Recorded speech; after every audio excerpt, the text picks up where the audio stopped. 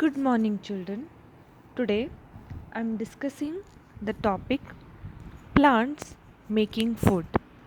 This is the second chapter in your science subject. So let's begin. First, we should know what are plants. Plants are living things which produce their own food. So we all know that plants have capacity to produce their own food. They themselves become food for other living things.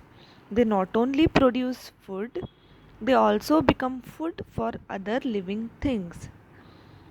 All the food that we eat comes from plants. Man and other animals depend directly or indirectly on plants for their food. So in the picture you can see grass is producer, right? Then grass is eaten by grasshopper. Grasshopper is eaten by frog. Frog is eaten by snake. Snake is eaten by hawk. And when hawk dies, decomposer decomposes it. Right? This is the food chain. So if there was no plant, this chain would be incomplete. Right? Then a plant has number of leaves. The green leaves are responsible for making food for the plant. Okay. So we will see parts of leaf. Okay. There is a picture for your reference. A leaf is attached to the stem with a stalk. Here you can see a stalk. The part which is flat and green is called the leaf blade. Entire green thing is called leaf blade. The tip of the leaf is called leaf apex. A midvein or midrib is running through the middle of the leaf. There are a number of side veins emerging from the midrib, okay, as shown in the picture. The midrib and side veins have small tube inside them. These tubes are of two types. The tubes that carry the water from the roots to the leaves are called xylem. So you all know that water is absorbed by roots. Okay. So this water has to be transported to entire plant, right? So this process is done by small tubes present in the plants called xylem. Okay, the tubes that help to carry the food made in the leaves to all the other parts are called phloem. So food is made only in leaf, that is only green part of the plant. Okay, and this food has to be transferred to other parts of the plant. This process is done by phloem tubes. Okay. So what is inside the leaf? Now we will see inside the leaf. If the thin slice of leaf is cut and observed under microscope, it can be seen that it is made of many layers of cells. Okay, cells are smaller units present in all living organisms. Okay, the cells of upper and lower layers are not green. The cells of the middle layers are green. These contain chlorophyll that traps the sunlight and makes food for the plant. Chlorophyll is one of the important component for the photosynthesis because it traps sunlight and helps in the production of food. The lowest layer of the leaf has tiny pores called stomata.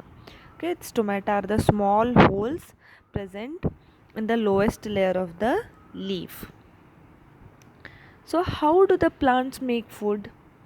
Green plants prepare their food by the process of photosynthesis.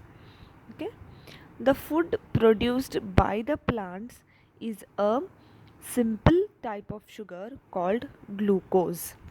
Okay, when the photosynthesis process is undertaken, glucose, a simple sugar, is produced in the plant in the form of food. Then Water in the form of water vapor and oxygen are also produced during the process of photosynthesis. Along with glucose, that is food, water in the form of water vapor and oxygen are also produced, and these are let into the atmosphere. Hence, it is said that growing plants around us is beneficial because they produce oxygen. So, things needed for photosynthesis. Now, if any process is going on, there are things required for the process to pursue. Okay, so for the process of photosynthesis, plants require energy, chlorophyll, carbon dioxide, and water. So, plants get energy from sun. Sunlight is the major source of energy for plants to produce their food. Okay, then chlorophyll. As I've already said, it is very essential part of the cell to prepare food. Okay, because plants have chlorophyll, they are capable of producing food, and we don't have chlorophyll, we are not capable of producing our own food. Okay, then carbon dioxide. It is a gas present in small quantity in the atmosphere. It enters leaf through stomata. Water. It contains many salts dissolved in it. Water contains many salts and minerals dissolved in it. Okay. It enters plants mainly through roots. Roots have a capacity to absorb water from the soil. It goes up the stem through the tube like organ called xylem. I have already told. From the roots to the leaves, water travels through a tube like structure called xylem.